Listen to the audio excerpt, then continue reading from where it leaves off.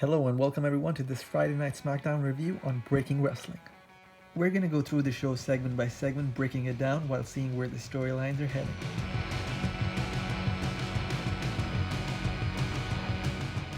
Another Friday Night SmackDown, another empty show. We started off by getting Alexa Bliss and Nikki Cross and a Moment of Bliss segment. They were just sipping coffee, and a bit later, Braun Strowman's music hits and he comes down the ring. He just reconnects with Alexa Bliss a little bit. They talk, chit chat, drink some coffee. Basically a waste of time. Afterwards, he just looks at the camera and speaks to the Fiend Bray Wyatt, and he's just talking about his title and his hands and stuff like that. But he sees a gift in the corner of the ring. He takes the gift and starts thanking Alexa Bliss for it. And she's like, I wasn't the one who got it.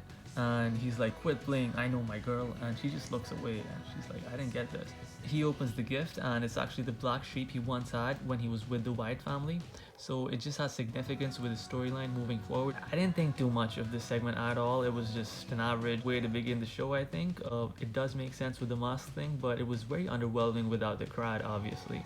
And they didn't add anything to it, Braun Strowman or Alexa Bliss or Nikki Cross. So moving on.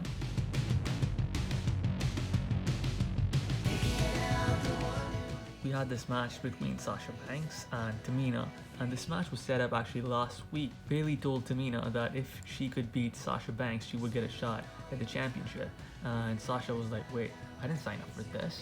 And she was quite visibly upset by it, but she was like, okay, whatever. So today was the match. Bayley came down the ring and she was on commentary again. Sasha Banks plugged her merchandise at the start of the match. She also plugged her merchandise when she threw her glasses to Bayley when she was walking down the ring. So anyways, this was a decent match. This match ended when Bayley distracted Tamina and Sasha Banks capitalized. She pushed her to the ring post and afterwards gave her a kick and then threw her towards the steps, the steel steps, and she was just down there for a bit, but then Lacey Evans showed up and she took out Bayley just as soon as Bayley was about to hit Tamina with a shoe or something like that. So at this point, Sasha's looking outside the ring with her friend being down because of Lacey Evans. Tamina gets up, Sasha gets out of the ring and eats a super kick from Tamina. Tamina throws her back inside the ring, another super kick, 1, 2, 3, Tamina is gonna challenge Bayley for the championship. This is just another way to continue the storyline between Bayley and Sasha. That is where this is inevitably going. I don't see Tamina doing anything with the championship, so let's just see how this storyline develops. Lacey was interviewed after the match and she just indicated there was women's right awaiting Sasha Banks.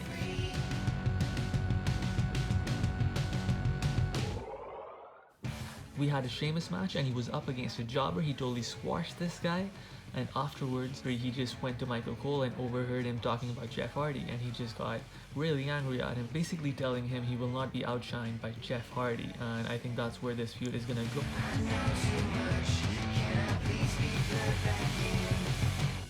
A Jeff Hardy promo package up next. This was chapter 2 of his story. WWE really showed the troubles he went through, really covered everything and showed some videos of this guy being totally out of it. They usually don't show everything with such clarity, but they went all in with this chapter thing with Jeff Hardy. Next week we have the redemption of Jeff Hardy, so let's see how that chapter does.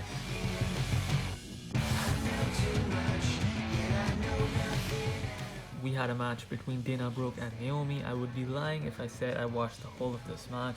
I'm just not interested in any match Dana Brooke participates in. I did tune in for the end though, and Dana Brooke pulled off a win with a jackknife pin. This was a Money in the Bank qualifying match, and I guess this was pretty shocking, but honestly, both of these girls aren't gonna win the Money in the Bank ladder match even if they did win this match. The only thing here though is that the Money in the Bank ladder match might get hurt because Naomi's not participating in it, Dana Brooke is, and that's a gap in talent. I'm pretty sure Naomi can pull off a better Money in the Bank match than Dana. In-ring segment next, and it started off between Sonya Deville and Mandy Rose. Sonya Deville really showed a different side of herself today. I think it was the best promo she ever got. Honestly, all her emotions were really on show. She was even tearing up there for a bit. She called Mandy selfish and she explained to her how Fire and Desire was always about her. She came out to her theme song, waved around her magazine. A lot of fire from Sonya Deville. She called Mandy Rose talentless. She called her Barbie doll. Oh, she got a good promo here. Then Dolph Ziggler's music hit. He came to Mandy, asked her if she still had feelings for him. She told him not to touch, and there, boom, Sonya Deville right hand to Mandy Rose. We hear Heavy Machinery's music, and Otis comes down to the ring. He's running, charging into Dolph Ziggler, and he took him out, and afterwards Sonya Deville quickly jumped on his back. She was pulled back by Mandy Rose, and that was nearing the end of the segment. Afterwards, Sonya Deville and Dolph Ziggler just ran off. Dolph was saying this was not over, and Otis and Mandy were just in the ring while Otis's music played. I think Sonya Deville carried this segment. Her strong promo work really shined here, and I thought this was a good segment in the end.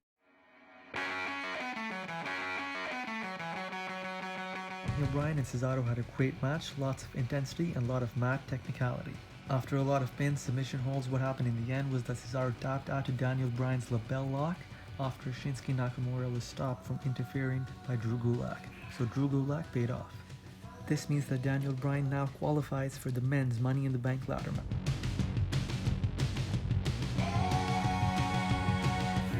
Elias came out of the locker room. He was ready to sing another song, Yippee, so Baron Corbin suddenly interrupted and nailed him. These guys had a match at Mania. Elias picked up a win. I guess Baron Corbin or Elias both aren't really doing anything right now, so why not pair them off again? And let's have Baron Corbin pick up his win back. He just beat up Elias a lot with his scepter. He injured Elias's hand, I guess to prevent him from playing the guitar. Told him repeatedly that he was king and he was gonna make an example out of him, and that was really it. He left him laying on the floor.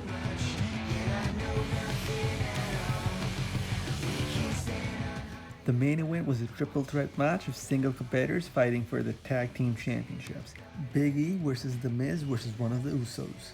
Real early in the match, Big E got put through a table after talking some smack with Michael Cole. So obviously in WWE logic, he was going to come back and defy the odds and beat both of them for the championships. That's exactly what happened. Figure 4 was locked on to one of the Usos, and Big E just picked the Miz up while he was under the position of the figure 4 and slammed him for the big ending. 1, 2, 3. And there you see Kofi Kingston and Xavier Woods on FaceTime or whatever, just communicating with Big E Langston, being part of the win and just celebrating. I don't mind this win, honestly. The tag team championships really don't mean much. I didn't want to see Big E losing in a singles triple threat match either, so I don't mind this win. This was a good match, but honestly I'm not a fan of the tag team titles being defended in singles competition, and hopefully that's the last of that. Thank you so much for watching, guys. I hope you did enjoy this review on Breaking Wrestling, and if you did so, please leave a thumbs up and subscribe down below. I hope you guys hear more of me to come with the wrestling to come. Until then, take care.